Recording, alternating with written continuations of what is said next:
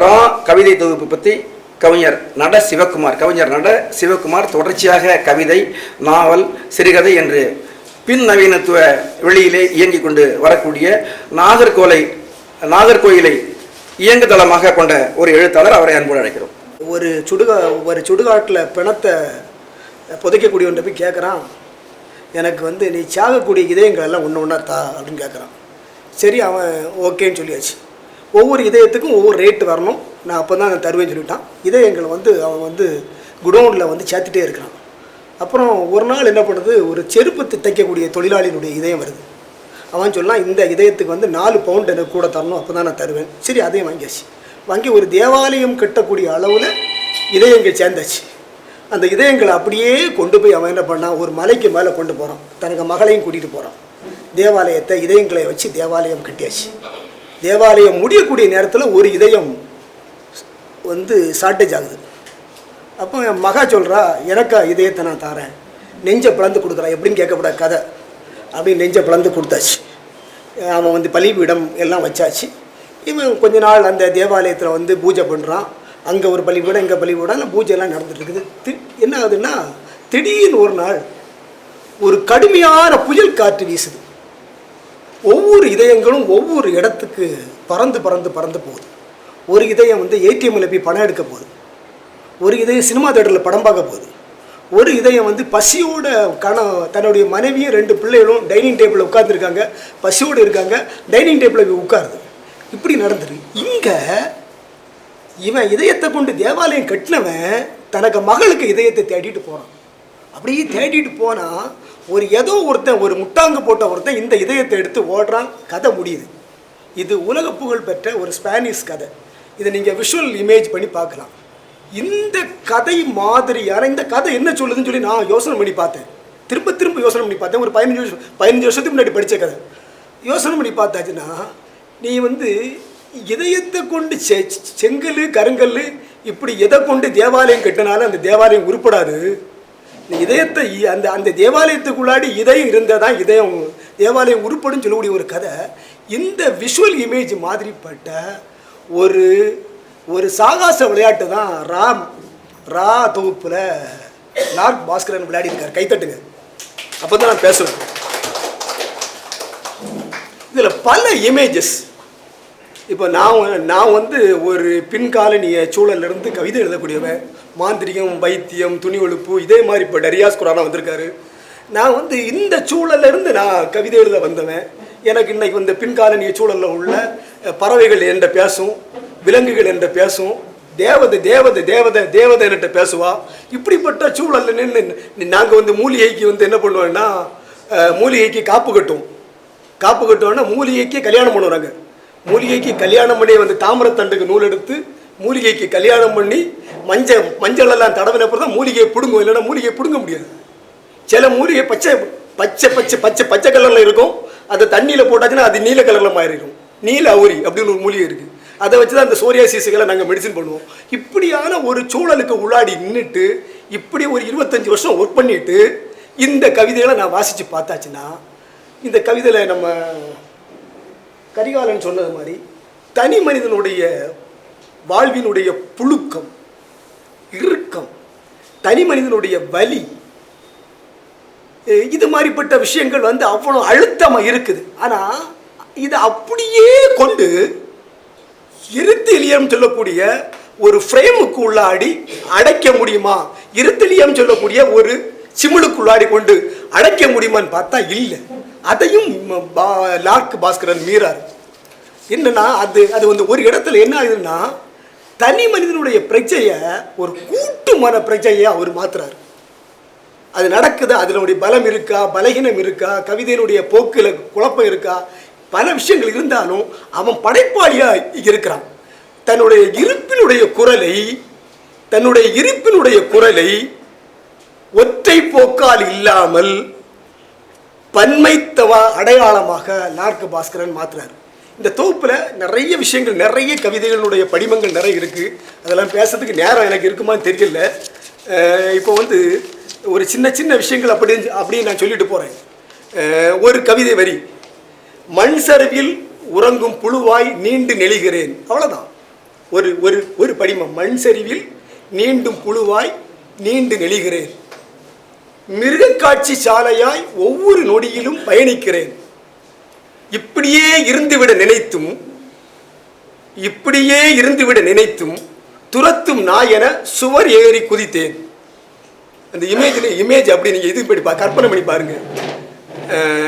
வெட்டப்பட்ட மரத்தின் கானம் இசையின் பனித்துளியில் ஒலித்தபடி இருந்தது. இந்த வரியை ரியாஸ் குரானா கோட் பண்ணியிருப்பாரு.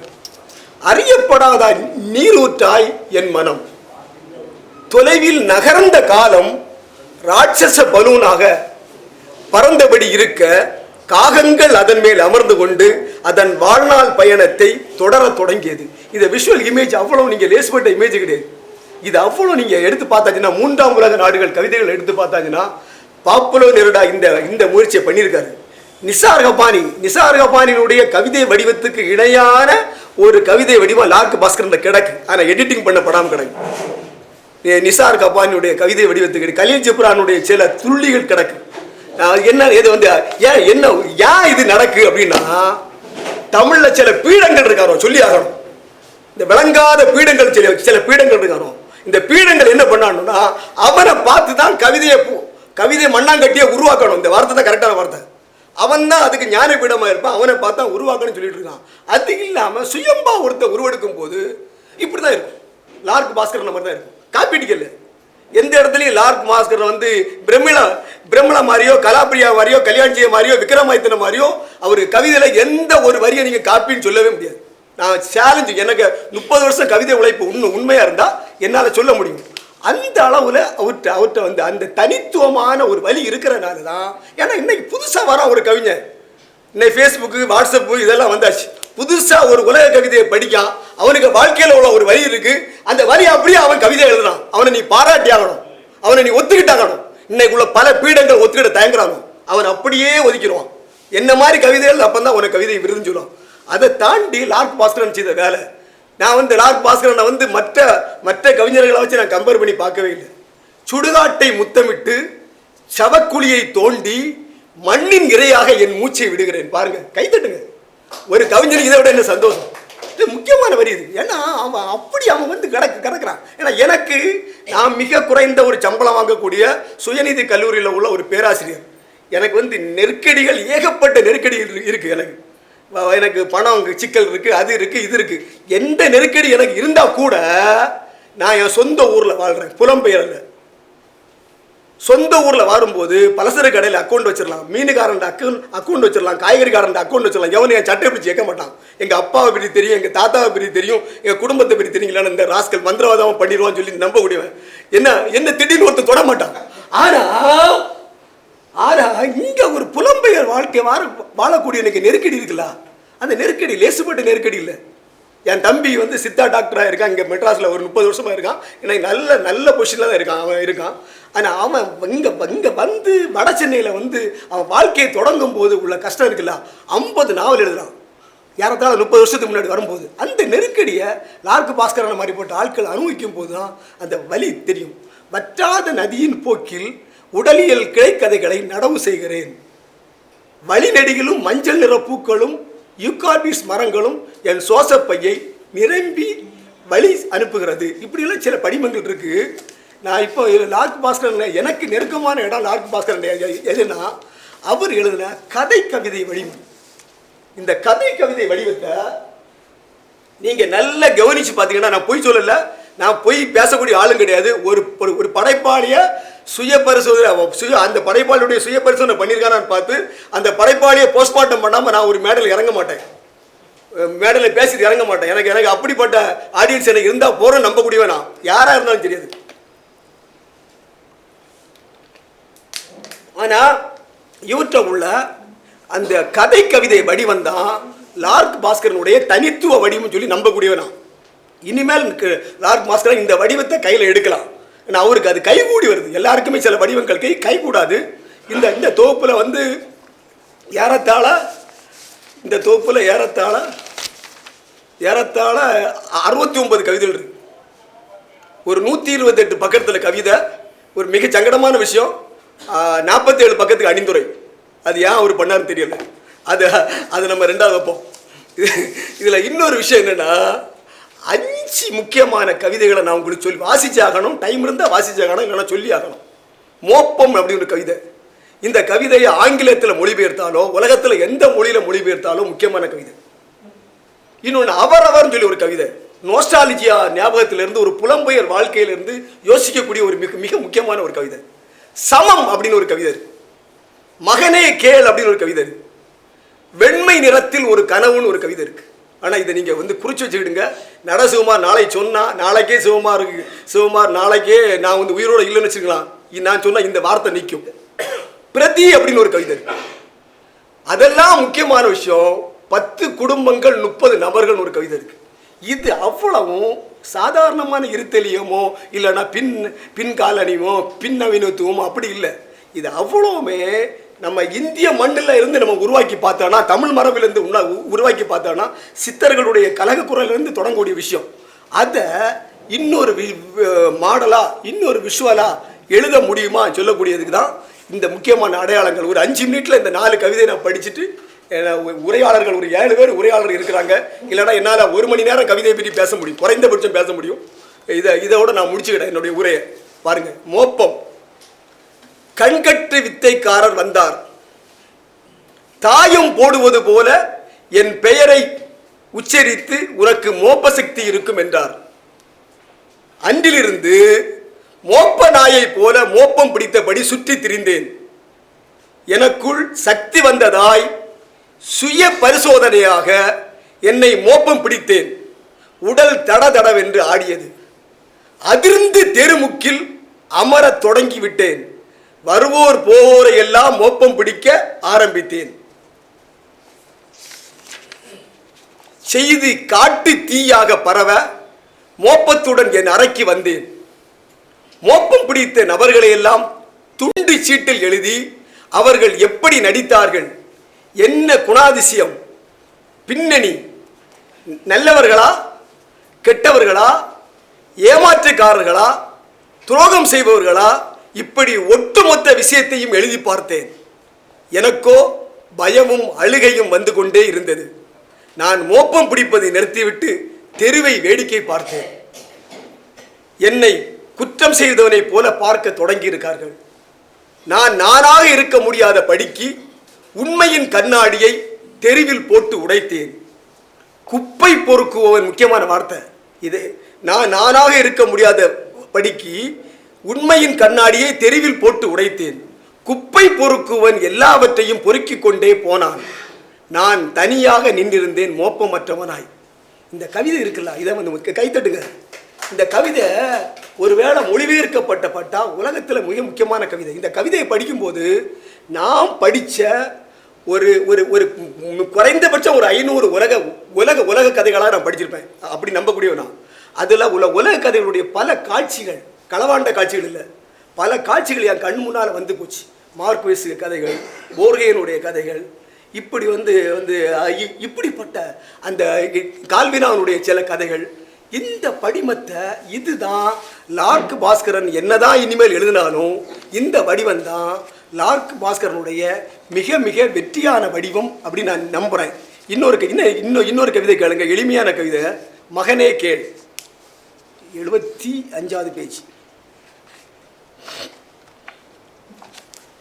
என் தலை மாட்டி. இது ரொம்ப ரொம்ப எளிமையான கவிதை தான். அவ்வளோ எளிமையான கவிதையெல்லாம் இதை ஒதுக்கி விட முடியாது. லார்க் பாஸ்கருடைய அடையாள கவிதையில் ஒன்று, அடையாள அரசியல் பேசக்கூடிய மிக முக்கியமான கவிதை இது. என் தலைமாட்டில் 5000 ரூபாய் இருக்கிறது, இறுதி ஊர்வலம் தேவையில்லை. அப்பா சொல்றாரு, எனக்கு கருப்பு சட்டையை அணிந்து கொள், யார் சொல்லியும் சாங்கியத்தை ஏற்காதே, தயவு செய்து சம்பிரதாயங்கள் இல்லாமல் எரித்து விடு, சொல் பேச்சை கேள், நல்லது. சரிங்க அப்பா என்றேன். சம்பிரதாயங்கள் இல்லாமல் எல்லாவற்றையும் நல்லபடியாக முடித்து விட்டேன். சமீபத்திய நாட்களில் நினைவில் வந்து போகிறார் அப்பா. சம்பிரதாயம் இல்லாமல் எல்லாமே முடிச்சாச்சு. கவிதை ரெண்டாவது அடுத்தது ஒரு ரீகலெக்டிங் மனசிலிருந்து, ஒரு ஆழ்மான மனதிலிருந்து இன்னொரு விஷயம் அவருக்கு ஞாபகம் வருது படைப்பாளிக்கு. சமீபத்திய நாட்களில் நினைவில் வந்து போகிறார் அப்பா, அவர் எனக்காக வாங்கிய கருப்பு சட்டையோடு. கைதட்டுங்க. இவ்வளவு வலுவான ஒரு கவிதையை அவர் எழுத முடியுதுன்னா எனக்கு ஒரு மாமிசம் சொல்லி ஒரு உலக கதை படித்தேன். அந்த அந்த அந்த கதையில் ஒருத்தன் வந்து அந்த ஊரில் இறைச்சி பஞ்சம், சாப்பிட்றதுக்கு ஒன்றுமே இல்லை. ஒருத்தன் ஃப்ரெண்டுக்கு வீட்டுக்கு போகிறான். ஃப்ரெண்டுக்கு வீட்டில் போனால் அவன் டைனிங் டேபிளில் விட்ட உட்காந்து இறைச்சி சாப்பிட்டுட்டு இருக்கான். சீனி சட்டியில் போட்டு ஃப்ரை பண்ணிட்டு சாப்பிட்டுட்டே இருக்கான். இறைச்சி சாப்பிட்டு இருக்கான். யாருதான் அவனுக்கு இறைச்சி? அந்தால இவன் இடது பிருஷ்டத்தை அப்படி காட்டான். அதில் ஒரு பீஸை காணலை. இது நல்ல நல்ல ஐடியா ஆச்சு. அவ்வளோ ஊரில் எல்லாருமே இறைச்சி பஞ்சத்தில் கிடந்து கஷ்டப்படாங்க. உனக்கு மட்டும் இப்படி எப்படி இந்த ஐடியா வந்து? நீ நேராக நம்ம ஊரில் உள்ள மேயரை போய் பார்க்க போவோம். மேயர்கிட்ட இதை வந்து டிஸ்பிளே பண்ணி காட்டிடு. அதனால இவன் மேயர்கிட்ட போகிறான். மேடையில் ஏறி நிற்கா. அப்படியே இப்படியாகும் விஷயம். இதில் இப்படி இப்படி இப்படி இப்படி இப்படி பண்ணால் இப்படி பண்ணலாம். ஒரு 100 பவுண்டு இறைச்சி வந்து கிடைக்கும். அதை ஒரு நாளைக்கு 1/2 பவுண்டு இறைச்சி வச்சு சாப்பிட்டா ஒரு 140 நாளைக்கு சாப்பிடலாம். 140 நாள் நம்ம உயிரோடு இருக்கலாம்னு சொல்லி வச்சு அந்த ஊரில் உள்ள மக்கள் அவ்வளோ பேருக்கு சந்தோஷம். பெண்கள் மார்பை கட் பண்ணி சாப்பிட்டாங்க. அவங்களுக்கு வந்து மேலாடை போடாண்டோம். அடுத்தது வந்து வந்து தெருவில் போகக்கூடியவங்களுக்கு முன்னால் வந்து முத்தம் கொடுப்பாங்க. இப்போ முத்தம் கொடுக்க முடியாது. என்னது உதட அவங்க சாப்பிட்டாங்க. அப்புறம் வந்து அரச குடும்பத்தில் உள்ளவங்க மட்டும்தான் நாக்கை வந்து என்ன பண்ணுவான்? ரசம் வச்சு சாப்பிடுவான். இந்த பெண்கள் அவ்வளோ நாக்கை வந்து சாப்பிட்டாச்சு. அப்போ இவங்களுக்கு பேச முடியாது. இப்படியே அந்த கதை போயிட்டே இருக்கு. முடிய போது இந்த கதை அப்படியே போயிட்டு இருக்கு. கடைசியில் என்ன ஆகுதுன்னா, ஒரு அம்மா வீட்டில் இருக்காங்க. தனக்கு மகனை பார்க்குறாங்க. மகன் காதை சாப்பிட்டு இருக்கான். இடது காதை சாப்பிட்டு இருக்கான். பயங்கரமான பயம் வருது. இந்த பயத்தில் என்ன பண்ணுறான்? நேராக ஒரு கண்காணிக்கக்கூடிய ஒரு ஆஃபீஸரை அந்த அம்மா கூப்பிடாங்க. அந்த ஆஃபீஸர் வீட்டுக்கு வராரு.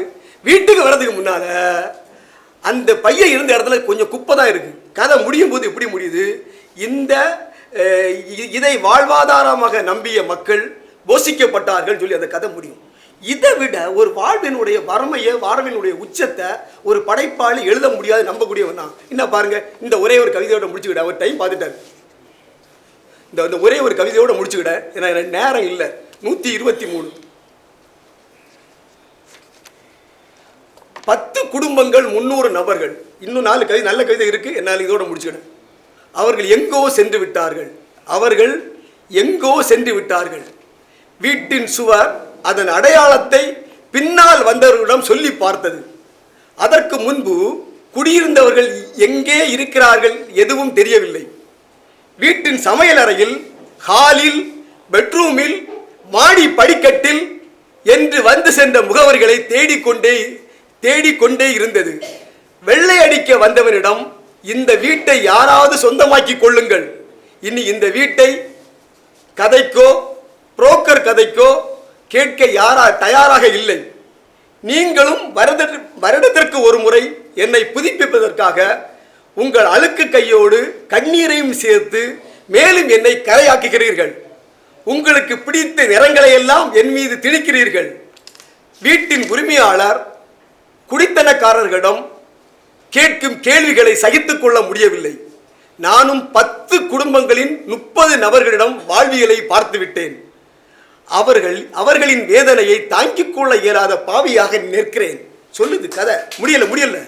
தயவு செய்து வீட்டை சொந்தமாக்கி கொள்ள முயற்சி எடுப்பவரை யாராவது அழைத்து வாருங்கள். போதும். கவலைகள் இல்லாத இவ்வீட்டில் சந்தோஷ அலைகள் அடிக்கட்டும். தனித்த சுவர்தான் நான். என்னால் விளிம்பு நிலை மக்களை சமாதானப்படுத்த முடியவில்லை. சமூக கோடுகளையும் வலிகளையும் என் மீது முடிந்தவரை வரைந்து சென்று விட்டார்கள். எங்கோ அவர்கள் இருக்கிறார்கள். இனி நானே என்னை வருத்தி கொண்டு விரிசல் அடிந்ததை தவிர வேறு வழி இல்லை. நானும் உங்களைப் போலத்தான். என் காதுகள் வீங்கி கண்ணீர் ரத்தம் கசிகிறது. ஒரு சதுர அடி 22,000 ரூபாய். இதோட இந்த கவிதை முடிஞ்சது. கவிதை இருக்குல்ல, இந்த கவிதையை படித்த உடனே நான் ஒரு 15 வருஷத்துக்கு முன்னாடி உள்ள பள்ளி ஜென்மம் சொல்லி ஒரு மலையாள கதை விஷுவலா. ஒரு ஆஸ்பத்திரியில் 2 பேர் ஒரு காதலையும் படுத்து கிடக்காங்க. காதலன் சாகுது கிடக்கான். பள்ளி மேலே இருந்து இந்த கதையை வாட்ச் பண்ணிட்டு இருந்து கடைசியில் வந்து அவன் செத்த பிரேதத்துக்கு கூட பள்ளி போகும். இப்படியான ஒரு வாழ்க்கை சித்திரம் இருக்கலாம். அது டக்கு ஞாபகம் வந்து இந்த அளவுக்கு இவருக்கு கவிதைகளை படிக்கும்போது பல விஷுவல் ஞாபகம் வந்துன்னா, ஒரு தொகுப்பில் எனக்கு தெரிஞ்சு ஒரு 50 கவிதை உள்ள தொகுப்பில் 10 உயிர் உள்ள கவிதை இருந்தாலே அந்த தொகுப்பு மிகப்பெரிய வெற்றி நினைக்கக்கூடியவனா. அந்த வகையில் லார்க் பாஸ்கரருக்கு அன்பு வாழ்த்து.